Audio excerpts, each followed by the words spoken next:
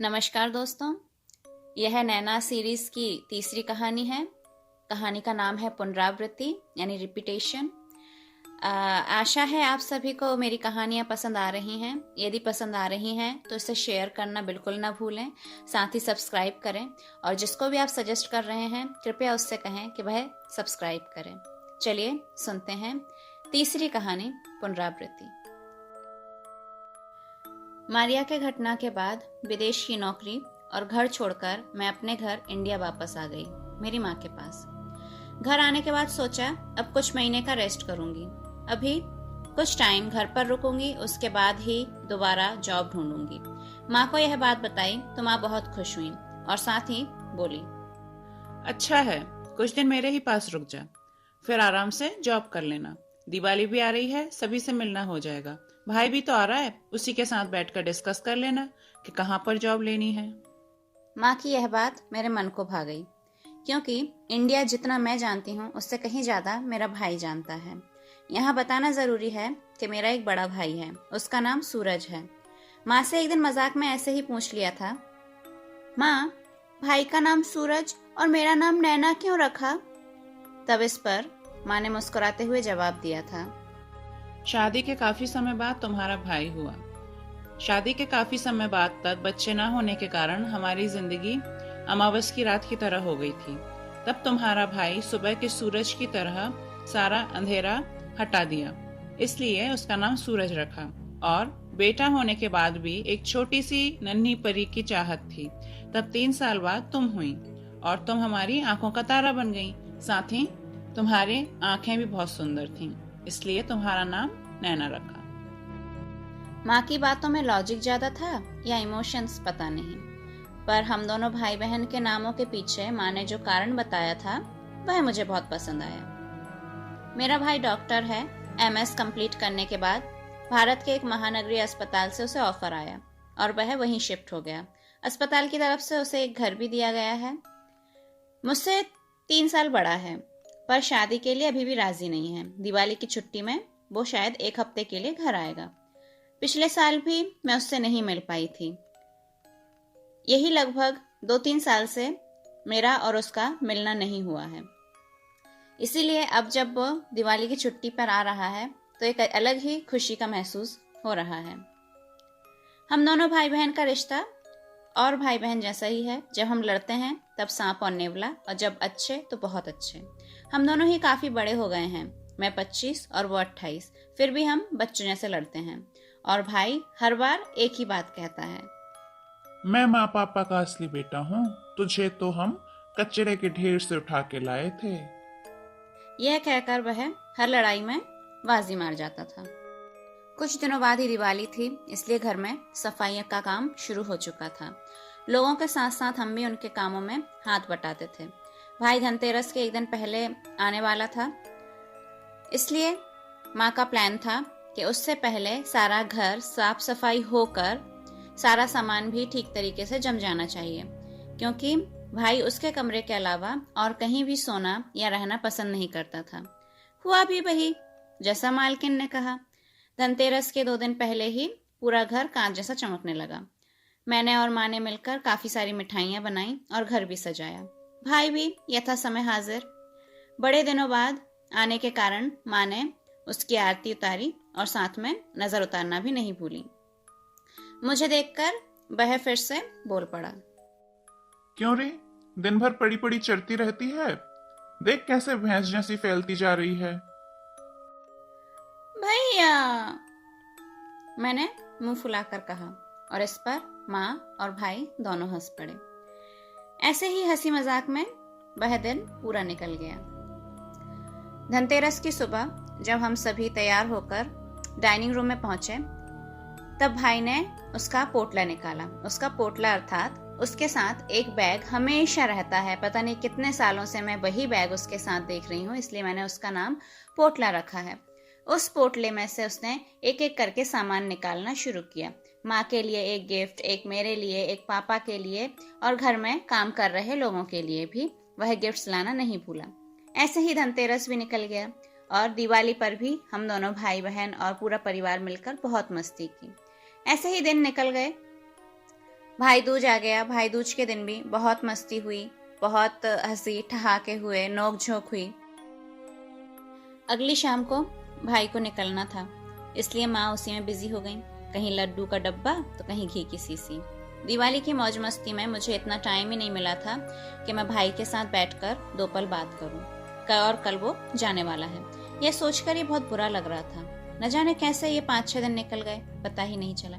यही सोचते सोचते मैं छत की सीढ़ियों के तरफ बढ़ रही थी। मैंने छत पर पहुंचकर देखा भाई पहले से ही छत के कोने वाली मेड़ पर बैठा है और डूबता हुआ सूरज देख रहा है, और पता नहीं क्यों उसके चेहरे पर भी एक अलग ही अंधेरा छाया हुआ है। मेरी आहट मिलते ही मेरी तरफ ना घूमकर ही वह मुझसे बोला, मैं सोच ही रहा था कि तुझे ऊपर बुला लूं, तभी तू आ गई।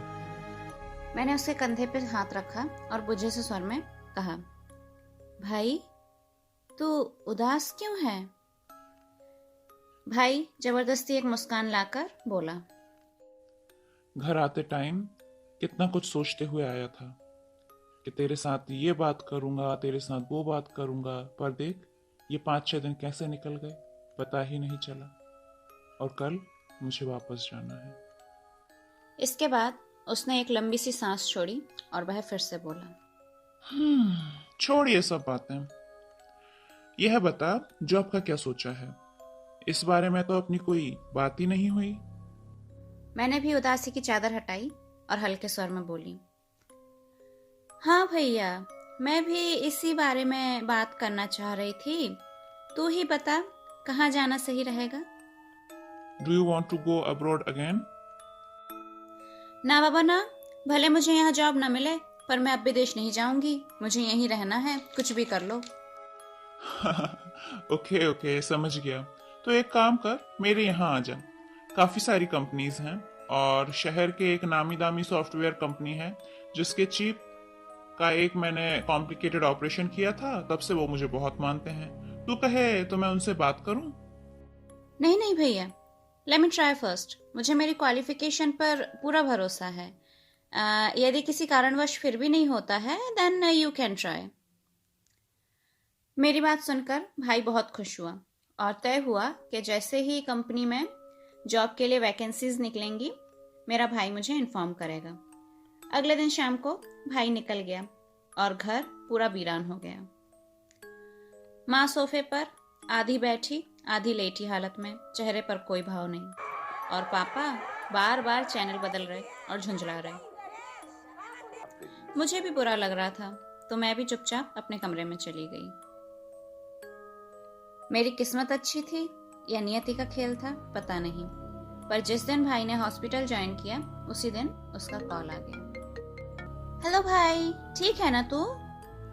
हाँ मैं ठीक हूँ। सुन, तुझे एक इन्फॉर्मेशन देनी है। तुझे याद है मैंने तुझे एक कंपनी के बारे में बताया था? मैंने आज यहाँ पे आके देखा, उसकी वैकेंसीज निकली हैं। मैं तुझे सारा सब कुछ भेजता हूँ, तू अप्लाई कर दे, ठीक है? ओके भैया, थैंक यू। चल रखता हूँ, अपॉइंटमेंट्स हैं। Talk to you later. इतना कहकर भाई ने फोन रख दिया और कुछ सेकंड बाद ही मेरे फोन की नोटिफिकेशन बेल बजी। व्हाट्सएप मैसेज था, भाई का ही था। मैंने सारा सब कुछ चेक किया। मुझे उनके ऑफर्स अच्छे लगे, इसलिए मैंने बिना कुछ सोचे ही तुरंत अप्लाई कर दिया। और मुझे पता भी था कि पक्का वो लोग मुझे इंटरव्यू के लिए कॉल करेंगे, और सच कहूँ तो हुआ भी वही। 1 हफ्ते बाद मेरे पास कॉल आया। मुझे 5 दिन बाद की डेट दी गई इंटरव्यू के लिए। मैंने भाई को कॉल किया और सारी बातें बताई, और वो भी बहुत खुश हुआ और बोला, चल मैं 2 दिन बाद की टिकट बुक करता हूँ, कम सेफली, ओके? 2 दिन बाद मैंने एक छोटा सा बैग लिया, साथ में मेरे डॉक्यूमेंट्स, मेरा लैपटॉप, और चल दी महानगरी की तरफ। मेरी फ्लाइट जब महानगरी पर पहुंची तब रात के 11:15 बज रहे थे। मैंने सारी कार्यवाही खत्म की और जब बाहर निकली तो देखा एयरपोर्ट के बाहर भाई वेट कर रहा है। मैं चौंक गई और मैं बोली, अरे तूने तो कहा था कोई इमरजेंसी ऑपरेशन है, तू नहीं आ पाएगा? यदि मैं कहता कि नहीं है, मैं आऊंगा, तो फिर सरप्राइज कैसे होता? भाई ने मेरे हाथ से बैग लिया और हम पार्किंग में जाकर गाड़ी लेकर घर की तरफ चल दिए। घर पहुंचे तो देखा घर पर 3 बेडरूम थे, 2 में अटैच्ड बाथरूम और एक सिर्फ कमरा था जिसे भाई ने स्टडी बना के रखा था। वहाँ उसकी किताबें, कंप्यूटर, यही सारी सामान रखे हुए थे। एक छोटा सा किचन था और एक ड्राइंग कम डाइनिंग रूम था। उसी के साथ एक टॉयलेट भी था। मुझे भाई ने जो कमरा दिया था वह कमरा अच्छा खासा बड़ा था। दीवार पर लगी अलमारी थी, एक छोटा सा ड्रेसिंग टेबल था, बेड पर साफ शीट थी और एक मोटा सा ब्लैंकेट भी था। कमरे में एयर कंडीशन लगा हुआ था पर अभी सर्दियां थीं, इस कारण से उसकी कोई खास ज़रूरत नहीं थी। साथ ही एक नया सा टेबल और एक चेयर रखी हुई थी। मैं फ्रेश होकर कमरे से बाहर निकली। उसके बाद हमने डिनर किया, कुछ देर तक बातें की। उसके बाद अगले दिन मेरा इंटरव्यू था तो भाई ने मुझे बताया कि उसने कल छुट्टी लेकर रखी है, वह इंटरव्यू के लिए मेरे साथ जाएगा। अगले दिन हम दोनों भाई बहन यथास्थान पर पहुंचे। इंटरव्यू हुआ और मैं खुशी खुशी वहां से बाहर निकली। मैंने भाई को बताया कि हाँ, मेरा सिलेक्शन हो चुका है। उसके बाद हमने बाहर ही लंच किया, घूमे फिरे, पूरी महानगरी देखी और उसके बाद हम लोगों ने डिनर करके घर आ गए। जब हम लोग घर आए तब रात ज़्यादा नहीं थी, 8 साढ़े 8 के समथिंग हो रहे थे। पर दिन भर टायर्ड होने के कारण मैं फ्रेश होकर जैसे ही बिस्तर पर लेटी मुझे नींद आ गई। रात को पता नहीं कितने बज रहे थे, अचानक फिसफिसाहट की आवाज सुनी। मैं नींद में थी पर समझ आ रहा था कोई फिसफिसाकर मेरा नाम पुकार रहा है। नैनो, ओए नैनो, सुन, नैनो। मैंने आंखें खोली तो एक इंसान मेरे चेहरे पर झुककर मेरी ओर ही देख रहा था। उसके चेहरे पर तेज रोशनी पड़ रही थी। मैं डर के मारे चीख मार दी और मैं उसे थप्पड़ मारने लगी और तभी मेरे कमरे की लाइट जल उठी। तब भी मेरी आंखें बंद थीं और मैं चिल्लाई जा रही थी, भैया भैया मुझे बचा, भैया मुझे बचा, चोर है, चोर घुसा है, भैया मुझे बचा, मैं देख मेरा रेप करने आया, भैया भैया मुझे बचा, भैया मुझे बचा, भैया मुझे बचा।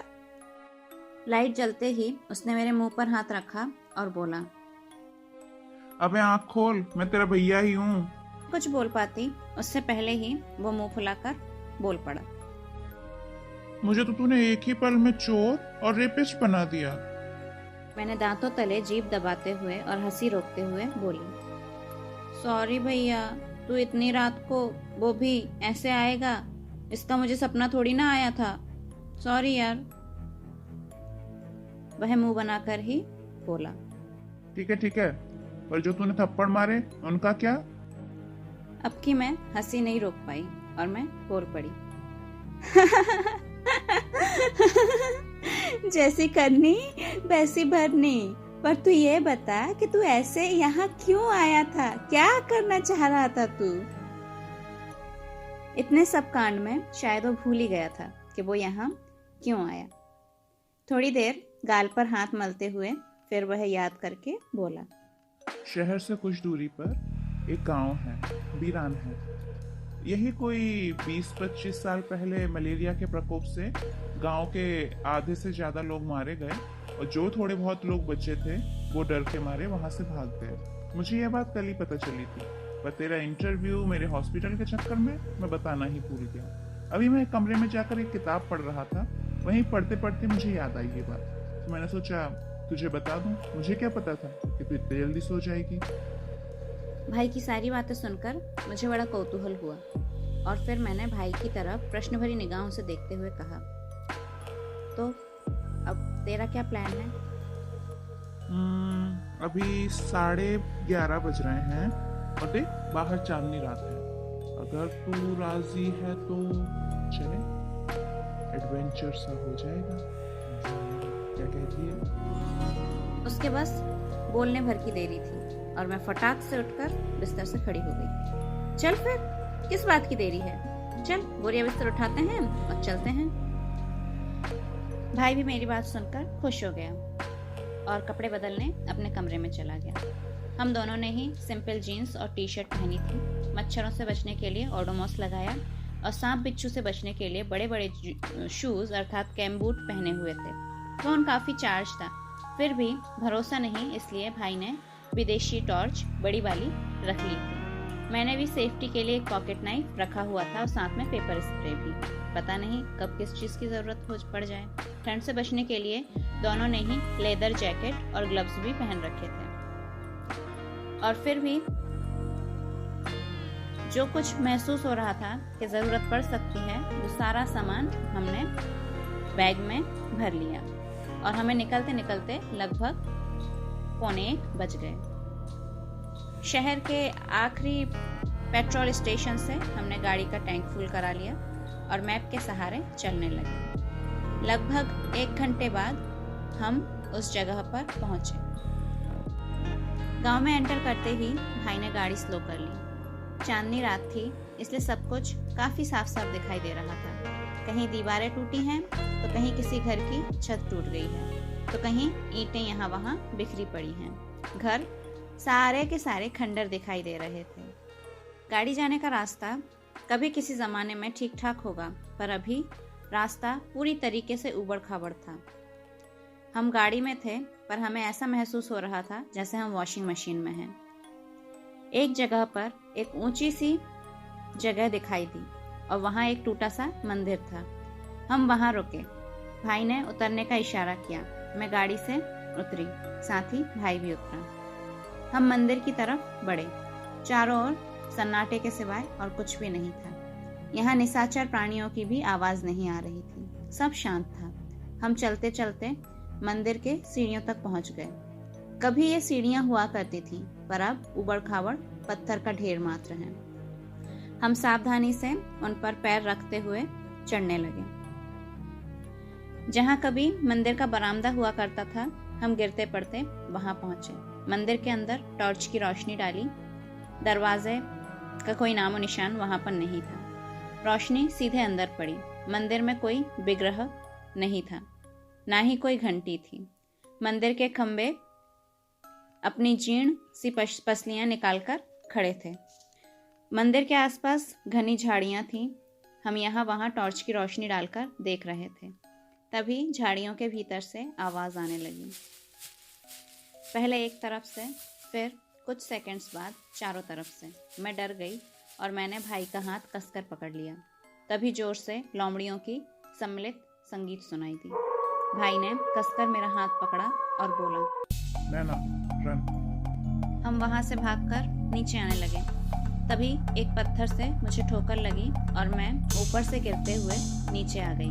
काफी चोट लगी, यहाँ वहाँ छिल गया, स्किन निकल गई और खून झरने लगा।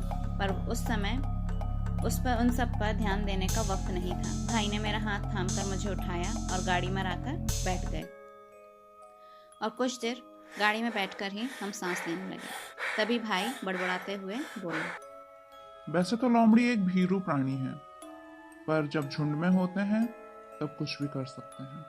और यहाँ पर काफी सारे लोमड़ी मुझे दिखाई दे रहे हैं, उनकी जलती हुई आंखें। यहाँ ज्यादा देर रुकना सेफ नहीं है।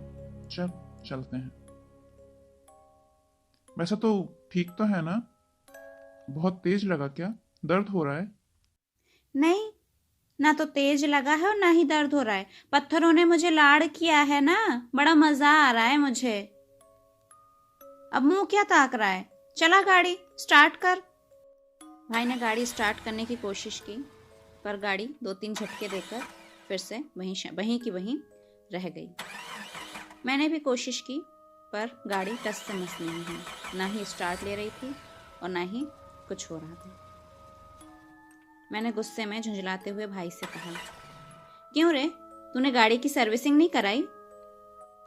अरे, दिवाली में घर जाने से पहले ही तो सर्विसिंग कराई थी, और उसके बाद चलाना ही कितना हुआ है। जितना चलाया तेरे साथ ही चलाया है। पता नहीं क्यों ऐसे रुक गई। इतना कहकर भाई गाड़ी का इंजन चेक करने के लिए बाहर जाने ही वाला था कि उसका मैंने कॉलर पकड़कर उसके खिड़की की तरफ मैंने इशारा किया। वहां पर 2-2 के जोड़े में आंखें जल रही थीं। मैंने डर कर कांपते हुए स्वर में कहा, भाई, ये क्या है? अरे लोमड़ियां हैं और कुछ नहीं। जब तक हम गाड़ी के अंदर हैं हम सेफ हैं, डरो नहीं। भाई कितना निश्चिंत था मुझे नहीं पता, पर हाँ वह बराबर मुझे हिम्मत दिए जा रहा था, इसलिए मैंने भी कुछ भी ऐसा नहीं कहा जो उसकी हिम्मत कम करे। भाई लगातार गाड़ी स्टार्ट करने की कोशिश कर रहा था, पर गाड़ी टस से मस नहीं हो रही थी। तभी अचानक मैंने मेरी खिड़की की तरफ मुंह किया और मेरे गले से चीख निकल गई। देखा तो एक अजीब दर्शन आदमी एकदम मेरे खिड़की के सामने झुककर खड़ा है। फटा सा कुर्ता, मैला सा पजामा पहनकर, कोयले जैसा काला रंग और उस पे पलाश के फूल की तरह जलती हुई आंखें और पीले दांत। अचानक से यह आदमी इस वीरान जगह में कैसे आया, यह सोचकर मैं बहुत डर गई। तभी मेरा भाई बोला, अरे भाई कौन हो तुम? यहाँ क्या कर रहे हो इतनी रात को? वह अजीब सी खसखसी आवाज में अपनी बत्ती से निकालकर बोला, अरे बाबूजी, आप तो डॉक्टर साहब हैं ना? पास वाले बड़े शहर के बड़े अस्पताल के डॉक्टर। इस बात पर मैंने भाई का रिएक्शन समझने की कोशिश की, पर मुझे नहीं लगा कि वह बिल्कुल भी सरप्राइज हुआ है। शायद उसका मानना यह है कि अच्छे डॉक्टर को सभी जानते हैं। तभी भाई बोल पड़ा, हाँ डॉक्टर हूँ तो। कुछ नहीं डॉक्टर साहब, मेरा परिवार बीमार पड़ा है, सबको मलेरिया हो गया। यदि आप चलोगे तो बड़ी मेहरबानी होगी। वह आदमी हाथ जोड़कर यह सब बोला। तब मेरा भाई फिर से बोल पड़ा, तुम्हारा घर कहाँ है? कहाँ रहते हो तुम? बताया नहीं तुमने। यहाँ इतनी रात को कर क्या रहे हो? कहाँ से आए और कैसे आए यहाँ? बाबूजी, मैं इसी गांव में रहता हूँ। आपकी गाड़ी की आवाज सुनी तो घर से बाहर निकला और आपको देखा तो पहचान लिया। बाबूजी, आप तो बहुत अच्छे इंसान हैं। चलो मेरे परिवार को बचा लो, हम तुम्हारे हाथ जोड़ते हैं बाबूजी। मेरा भाई झुंझला उठा, पर फिर भी यथासंभव शांत और दृढ़ स्वर में बोला, देखो भाई, मैंने सुना था यह गांव वीरान है, इसलिए हम बस यहाँ घूमने आए थे कि यह सच में वीरान है या नहीं। यदि पता होता कि यहाँ पर लोग रहते हैं तो हम दवाइयों का बैग लेकर आते, पर हमारे पास ना तो दवाई है न दवाई का बैग है। यदि कोई बीमार है तो वहाँ सिर्फ हमारे जाने से कुछ नहीं होगा, मैं वहाँ कुछ नहीं कर पाऊंगा। इस पर वह आदमी हाथ जोड़कर फिर से बोलता है, बाबूजी, डॉक्टर तो भगवान का रूप होते हैं। आप खाली हाथ ही चलो, बस आप चलो, सब ठीक हो जाएगा। अब जैसे उस आदमी ने जिद पकड़ ली थी और मेरे भाई से भी अब रुका नहीं गया। वह चिल्ला उठा, अजीब आदमी हो यार तुम तो। देख नहीं रहे मेरी बहन गिर गई है, उसे चोट आई है, खून बह रहा है। हाँ, कहा तो दवाइयाँ नहीं है साथ में। ऐसा है तो मरीज को अस्पताल में ले आना, मैं देख दूंगा। अभी हटो गाड़ी से, जाने दो हमें। उस आदमी ने पल भर को मुझे देखा और गंभीर हो गया और धिक्कार के स्वर में बोला, जाओ बाबूजी जाओ, जब आपके घर में आग लगेगी तो लौट कर आना ही होगा, जाओ। न कहकर वह आदमी हमारे गाड़ी से दूर हटकर खड़ा हो गया और भाई की निरंतर कोशिश से अब गाड़ी भी चालू हो गई। भाई ने गाड़ी आगे बढ़ा दी। घर पहुंचते पहुंचते लगभग 4 बज गए थे। भाई ने मेरे हाथ पैर धुलाए और जहां जहां से खून निकल रहा था वहां बैंडेज किया और एक दूसरे को गुड नाइट कहकर हम अपने अपने कमरे में सोने चले गए। अगले दिन जब मेरी आंखें खुली तब दोपहर हो चुकी थी, पर मैं घर में नहीं थी। मैंने इधर उधर आंखें दौड़ाई, नजरें दौड़ाई तो पता चला कि मैं हॉस्पिटल में हूँ। पास में ही एक स्टूल पर भाई अपने हथेलियों में मुंह छुपाकर बैठा हुआ था। मैंने आवाज लगाई, भैया। मेरी आवाज सुनते ही भाई की आंखें छलछला उठी और वह भारी स्वर में बोल उठा, कैसी है तू चुटकी? मैं हल्की सी मुस्कान लाई और मैंने कहा, बेटर हूँ भैया। भाई ने मेरा हाथ पकड़ा और कांपते हुए स्वर में बोला, मैं बहुत डर गया था रे। मेरे आंखों के सामने अंधेरा छा गया था। मैं क्या करता मुझे कुछ समझ नहीं आया। डॉक्टर ने मेरे बुखार का पता लगाने के लिए मेरे खून की जांच करवाई थी और तब तक उसकी रिपोर्ट भी आ चुकी थी। डॉक्टर को भाई ने वो रिपोर्ट दी और भाई की भौहें सिकुड़ गईं। वह मुझसे बोला, नैना, तेरे कमरे में मच्छर है क्या? मैं भाई के इस अजीब से क्वेश्चन पर शॉक्ड हो गई थी। मैंने शॉक्ड स्वर में ही कहा, नहीं भैया, इतनी ठंड में मच्छर कहाँ से आएंगे? और वैसे भी मैं ऑल आउट लगा कर सोती हूँ, तो मच्छर मेरे कमरे में होने का कोई सवाल ही नहीं उठता। भाई कुछ देर तक सोचता रहा, फिर खुद ही कुछ बड़बड़ाता रहा। मैंने कौतूहल जाहिर करते हुए कहा, भैया क्या हुआ? रिपोर्ट में क्या आया है? भाई किसी सोच में खोया था। तभी मेरी बात सुनकर वह हकचका गया और बोला, हाँ, मलेरिया। अब मेरे होश उड़ने की बारी थी। मुझे बग बाइटिंग से एलर्जी है, बचपन से ही है। यदि मुझे मच्छर या कुछ और काटता है तो वहाँ बहुत ज़्यादा फूल जाता है और लगभग 1-2 हफ्ते तक हरा नीला निशान पड़ा रहता है और इतनी खुजली होती है कि मैं घर पूरा सर पे कर लेती हूँ। पर यहाँ आकर मुझे एक भी मच्छर ने नहीं काटा। फिर मलेरिया कैसे फैला? ये तो छुआछूत वाली बीमारी नहीं है, फिर कैसे पॉसिबल है? जैसी बीमारी वैसा ही इलाज चलने लगा। 2-3 दिन तक मेरा इलाज चला और तबीयत थोड़ी सी ठीक हुई। तब मेरे भाई के डॉक्टर दोस्त ने सलाह दी कि मुझे घर पे ले जाया जाए, क्योंकि अस्पताल के वातावरण में बीमार और भी ज़्यादा महसूस होता है। साथ ही आश्वस्त किया कि रोज़ शाम को वह एक बार मुझे देखने घर जाया करेंगे। मुझे 3 दिन के बुखार ने ही बहुत ज़्यादा काबू कर लिया था। बहुत कमजोरी आ गई थी। भैया ने व्हील चेयर पर ले जाने का कहा था, पर मैंने कहा कि मैं अपाहिज नहीं हूँ, इसलिए मैं उसका हाथ पकड़ के धीरे धीरे चलने लगी। जैसे ही हम अस्पताल के दरवाजे तक पहुँचे, एक पागल भिखारी हुड़मुड़ाकर हमसे टकराया। इस घटना से हम दोनों ही बहुत ज़्यादा हकचका गए और वो भिखारी भी शायद चौंक गया था। वह भिखारी अजीब सा देखने में था। एक धूसर रंग का ढीला सा कुर्ता जो घुटनों से भी नीचे तक लटक रहा था, ऐसा कुछ पहने हुए था और उस पे कपड़ों की थप्पी लगी हुई थी। वह थोड़ा सा संभला और हमारी तरफ उंगली उठाकर जोर जोर से हंसने लगा और बोलने लगा,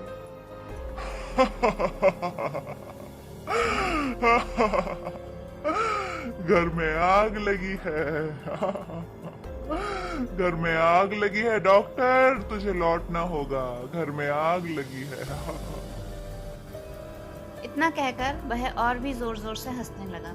न जाने क्यों उसकी इस बात पर उस रात के उस वीरान जगह पर मिले आदमी की बात याद आई।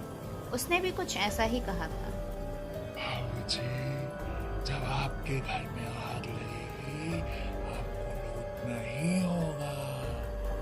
इन सब बातों को भाई ने बस पागल का प्रलाप ही समझा और उसने मेरा हाथ पकड़कर आगे बढ़ गया घर की तरफ। मैं भाई के साथ ही चलते जा रही थी और तभी मैंने पीछे मुड़कर देखा तो वह भिखारी अभी भी हमारी तरफ ही देख रहा था और हंसते जा रहा था। मैं भी उसको देखती रही। पल भर को वो मेरे नज़र के सामने था, फिर अचानक जैसे हवा में गायब हो गया। यह सब देखकर मैं बहुत सहम गई, पर उस समय मैं भाई से कुछ नहीं कहा। भाई ने लाकर मुझे अपने कमरे में बिस्तर पर लिटा दिया। मैं लेटी लेटी यही सब सोच रही थी कि यह सब क्या हो रहा है। हम उस दिन वहां पे गए जहां मलेरिया के कारण ही पूरा गांव उजड़ गया, जहां कोई नहीं रहता जानवरों के सिवाय। वहां पर एक आदमी अचानक से इतना रिक्वेस्ट किया, हाथ पैर जोड़े, भाई को बोला कि चलो मेरे परिवार को बचा लो। उसके बाद बिना मच्छर के काटे मुझे मलेरिया हो गया और मलेरिया भी ऐसा हुआ कि अभी तक मैं ठीक नहीं हो पाई हूँ। और आज ये पागल भी, उसने भी एक ही बात कही, वही सेम, तुम्हारे घर में आग लगी है, अब तुम्हें लौटना ही होगा। मैं यही सब सोचे जा रही थी कि ऐसा क्यों हो रहा है। कहीं ये सभी एक ही धागे के मोती तो नहीं, एक ही थाली के चट्टे बट्टे तो नहीं। धीरे धीरे करके काफी समय गुजर चुका था। लगभग 1 हफ्ता हो चुका था। भाई का वह डॉक्टर दोस्त रोज शाम को मुझे देखने आता था। साथ ही इंजेक्शन, दवाइयाँ चल ही रही थी। मैं थक चुकी थी इन सब से, पर तबीयत में कोई सुधार नहीं आ रहा था। ना तो खाने में कुछ अच्छा लगता और ना ही किसी काम में मन बैठता, और यहाँ तक कि बाथरूम तक जाने तक की क्षमता भी धीरे धीरे कम होती जा रही थी। एक दिन वह डॉक्टर फिर से आया और भाई के साथ बैठकर उसके कमरे में कुछ बातें की, और उसके बाद मेरे कमरे में आए तो दोनों ही बड़े चिंतित दिखाई दे रहे थे। उसके बाद फिर से मुझे आश्वस्त किया और वही एक ही बात, तुम ठीक हो जाओगी, चिंता मत करो, कहकर वह दवाइयाँ समझाकर चला गया। उस दिन मैंने भाई को पकड़ा और मैंने कहा, मुझे तुझसे बहुत इम्पोर्टेंट एक बात कहनी है। मैंने भाई को पास में बिठाया और अभी तक जो जो महसूस हुआ मैंने सारी बातें उसको बता दी थी।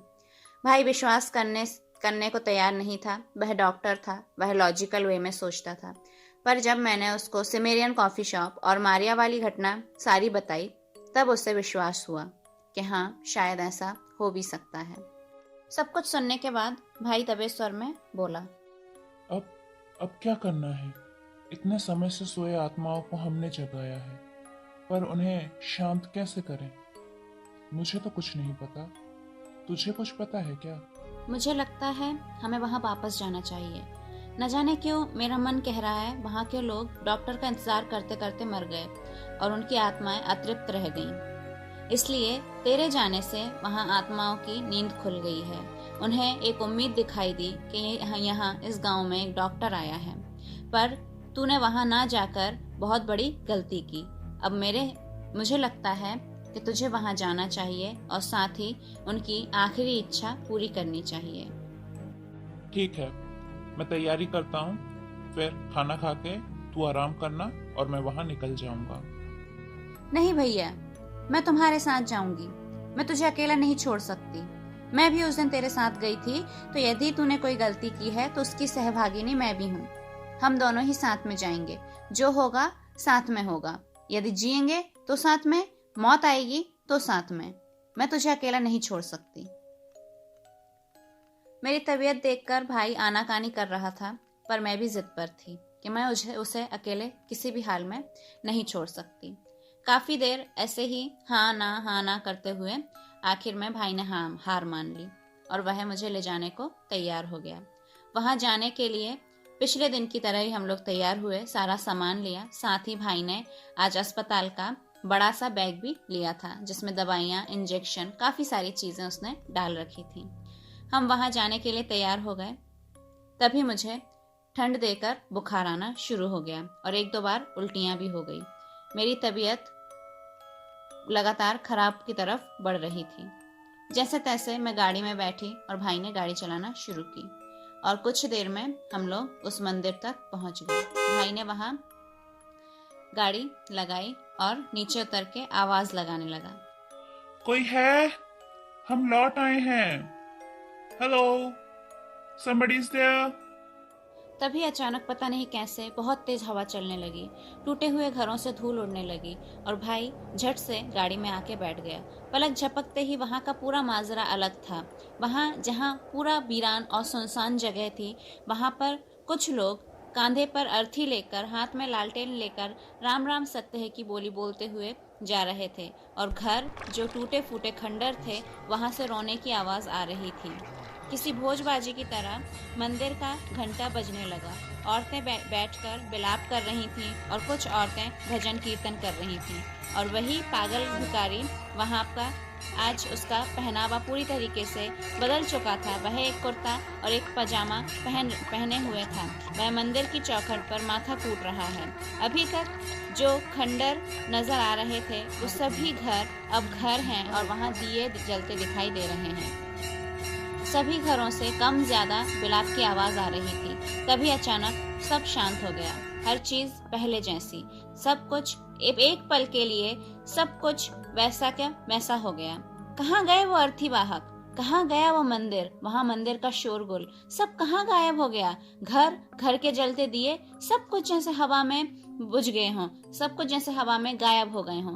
तभी अचानक पहले की तरह ही वह आदमी मेरे खिड़की पर आया। हम दोनों भाई बहन फिर से डर गए। वह आदमी उसी खसखसी आवाज में फिर से बोला, बाबूजी, मैंने कहा था ना आपको लौटना पड़ेगा। देखा, आप लौट आए ना। भाई ने जैसे डर का घूंट पीते हुए उससे कहा।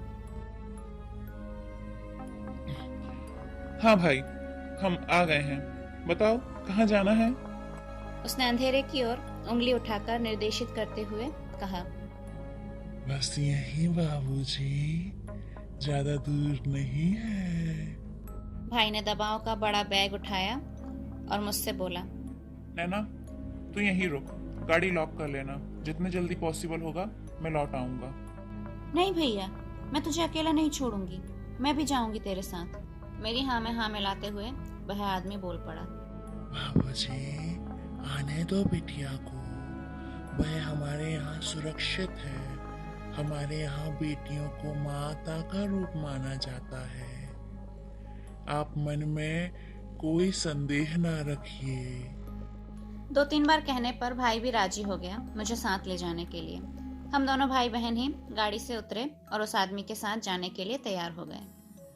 आज बाहर काफी अंधेरा था, शायद बादल भी हो रहे थे, इसलिए मैंने टॉर्च निकाली और जला ली। इस पर वह आदमी घबराते हुए बोला, बिटिया, टॉर्च बंद कर ले। हम लालटेन और दिए की रोशनी में रहने वाले आदमी हैं। हमारी आंखों को ये तेज रोशनी सहन नहीं होती है, बड़ी चुभती है। बिटिया, तू टॉर्च बंद कर ले, तू टॉर्च बंद कर ले। हम लालटेन को तेज करे देते हैं। पता नहीं उस आदमी की आवाज में क्या अपनापन था। मैंने बिना कुछ सोचे ही टॉर्च बंद कर ली। मैं उसकी बात नहीं टाल पाई। देखा तो सच में उसके पास एक लालटेन था जो बहुत धीमी रोशनी फैला रहा था। उसने इतना कहकर ही उसको थोड़ा तेज किया और वह आगे आगे चलने लगा और मैं भाई का हाथ पकड़ के धीरे धीरे पीछे पीछे आ रही थी। लगभग 7-8 मिनट बाद हम एक खंडर रूपी घर के सामने आए। देखकर ही लग रहा था कि किसी जमाने में यह अच्छा खासा बड़ा घर हुआ करता था। हम उस आदमी का पीछा करते करते उस घर के अंदर महल में पहुंचे तो देखा 2 बच्चे एक पुराने से पलंग के बिछौने पर सोए हुए हैं। उन पर 3-4 रजाइयाँ डली हुई हैं। हमें समझ में आ गया कि यही मरीज हैं। भाई ने फटाफट बैग से सामान निकाला और उनका इलाज करना शुरू किया। लगभग 1 घंटे बाद भाई ने इलाज खत्म किया।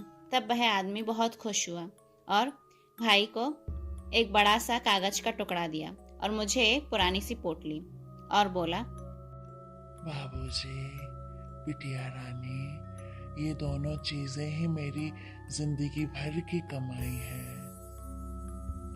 इन्हें अभी ना खोलिएगा, पहले अच्छे से घर पहुंचिए, फिर इनको खोल के देखना। उसके बाद हम कब गाड़ी तक पहुंचे, किसने गाड़ी चलाई और हम कैसे हॉस्पिटल की पार्किंग तक पहुंचे, हमें कुछ भी याद नहीं। जब आँख खुली तब सूरज पूरब की दिशा में अपनी लालिमा फैला रहा है। शहर धीरे धीरे जाग रहा था। हम दोनों भाई बहन गाड़ी के अंदर ही सो रहे थे। जैसे ही आँख खुली मैंने उसकी तरफ देखा और वह भी मेरी तरफ देखते रह गया। हम दोनों भाई बहन ने एक दूसरे से कुछ भी नहीं कहा। हम चुपचाप गाड़ी से बाहर निकले और घर पर आ गए। घर पर आने के बाद दोनों ही अपने अपने कमरे में फ्रेश होने के लिए चले गए। मैंने जैसे ही अपना जैकेट उतारा तो मुझे कुछ उसके पॉकेट में कुछ महसूस हुआ। मैंने पॉकेट में हाथ डाला तो वही एक पुरानी सी पोटली को देखते ही मुझे रात का सारा माजरा याद आ गया। मैं दौड़ते हुए भाई के कमरे में गई तो देखा भाई अपने पलंग पे लेटा है। वह थक चुका था उस समय तक। वह थोड़ा रेस्ट कर रहा था फ्रेश होने से पहले। मैंने जाकर उत्साहित होकर बोला, भाई भाई, देख देख मुझे क्या मिला है। भाई की नज़र पोटली पर पड़ते ही वह बिस्तर से उठ खड़ा हुआ और वह भी अपनी जीन्स की जेब टटोलने लगा और उसे भी एक कागज मिला। वह पुराना सा पीला हो चुका कागज था। हम दोनों ही उत्साहित हुए और वहीं बेड के कोने पर बैठ गए और बैठकर हम लोगों ने कागज खोला और खोल के हमने पढ़ना शुरू किया। कुछ नहीं डॉक्टर साहब, पता है, जब आपको यह कागज मिलेगा तब आप बहुत चौंक जाएंगे। क्या करें, मेरे पास और कोई उपाय भी तो नहीं था। जिस गांव को आपने खंडर के रूप में देखा था, वह 20 साल पहले उस गांव का नाम सुंदरी हुआ करता था। जैसा नाम था वैसा ही रूप था गांव का। चारों तरफ लहलहाते खेत, भोले भाले प्रसन्न चित्त निवासी, सब कुछ बहुत सुंदर था। यहाँ 12 महीने लोगों के खेतों में फसल लहलहाती थी। मैं इस गांव का मुखिया था और जिस पागल को आपने अस्पताल के बाहर देखा था वह मेरा छोटा भाई मदन लाल था। उस साल गांव में बहुत बारिश हुई और हमारी फसलें डूब गईं। खेतों में कमर तक पानी भर गया। खेतों में भरे पानी में ही लाखों करोड़ों की संख्या में मच्छर पैदा हुए। उस समय भी मलेरिया के प्रति इतनी जागरूकता नहीं फैली थी और जब मच्छरों ने वार करना शुरू किया तो चारों ओर सिर्फ और सिर्फ मलेरिया ही बचा। धीरे धीरे भाई बहन के समान हमारे गांववासी मरने लगे। हमारे परिवार का एक एक सदस्य मरने लगा उस मलेरिया से। गांव का मुखिया होने के कारण मैंने बड़े बड़ी जगहों पर बहुत कोशिश की कि अच्छे डॉक्टर कोई लेके आए। विधायक साहब, मंत्रियों के पास मैं हाथ पैर जोड़ता रहा, पर हमारा गांव बहुत छोटा था। इस वजह से किसी ने भी ध्यान नहीं दिया और हमारा गांव उजड़ गया। मेरा भाई इसी सदमे में पागल हो गया और उसने अभिशाप दे दिया कि जब तक कोई डॉक्टर यहाँ पर आकर हमारे गांव को सुरक्षित नहीं करेगा तब तक गांव दोबारा नहीं बसेगा। आपसे पहले जो लोग भी यहाँ आए उन्हें इसी अभिशाप के चलते इसी सारे चीजों का पुनरावृत्ति करना पड़ा। उन्हें भी मलेरिया हुआ, काफी सारे लोग मारे गए। इसीलिए आपकी बहन के साथ भी हमने पुनरावृत्ति की ताकि आप मजबूर होकर हमारे गांव में आए और हमारा इलाज करें। हमारे गांव में गांव की सभी आत्माओं को अब मुक्ति मिल गई है। हमारा गांव फिर से बसेगा। हो सके तो माफ कर दीजिएगा। जगन राम। पूरी चिट्ठी हम दोनों भाई बहन ने एक सांस में पढ़ डाली। चिट्ठी खत्म करने के बाद अब नजर थी उस पुरानी सी पोटली पर। मैंने तुरंत ही पोटली उठाई, गठान खोली और उसे बेड पर उड़ेल दिया। देखा तो उसमें से झनझनाते हुए 5 सोने के सिक्के निकले। उस दिन से दोबारा मुझे बुखार नहीं आया और धीरे धीरे मेरी कमजोरी भी जाने लगी थी। मैं स्वस्थ होने लगी थी और खुशी खुशी मैं और मेरा भाई दोनों ही मिलकर आशा करते हैं कि सुंदरी गांव अब फिर से बस जाए, या हो सकता है कि अब फिर से बस गया होगा। सुंदरी गांव के दोबारा बसने की उम्मीद लेकर हम आज की कहानी पुनरावृत्ति को यहीं समाप्त करते हैं। आशा है आपको यह कहानी पसंद आई। यदि पसंद आई है तो मेरी बहुत बहुत बहुत हम्बल रिक्वेस्ट है, प्लीज़ मेरा वीडियो लाइक करें, शेयर करें और प्लीज़ प्लीज़ प्लीज़ सब्सक्राइब करें। फिर मिलते हैं एक नई कहानी के साथ। तब तक के लिए नमस्कार।